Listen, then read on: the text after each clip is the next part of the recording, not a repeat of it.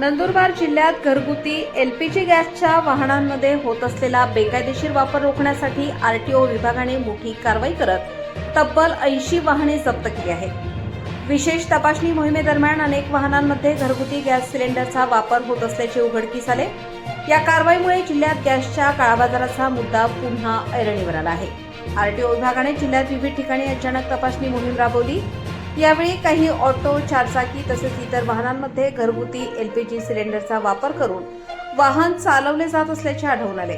अशा वाहनांवर तात्काळ कारवाई करत ती जप्त करण्यात आली आहे। तपासणी दरम्यान संबंधित वाहनधारकांना तातडीने वाहनांमधील घरगुती गॅस सिलेंडर काढून घेण्याचे आदेश देण्यात आले आहेत। तसेच पुढील काळात अशा प्रकारे घरगुती गॅसचा वाहनांसाठी वापर करताना कोणीही आढळल्यास कठोर कायदेशीर कारवाई करण्यात येईल असा इशारा प्रशासनाकडून देण्यात आला आहे।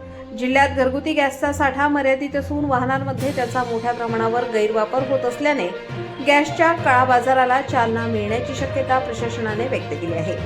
त्यामुळे या प्रकारावर आळा घालण्यासाठी आरटीओ व संबंधित विभागांकडून विशेष तपासणी मोहीम आणखी तीव्र करण्यात येणार असल्याचे संकेत देण्यात आले आहेत। दरम्यान या कारवाईमुळे घरगुती गॅसचा गैरवापर करणाऱ्यांमध्ये खळबळ उडाली असून प्रशासनाने सर्व वाहनधारकांना नियमांचे पालन करण्याचे आवाहन केले आहे।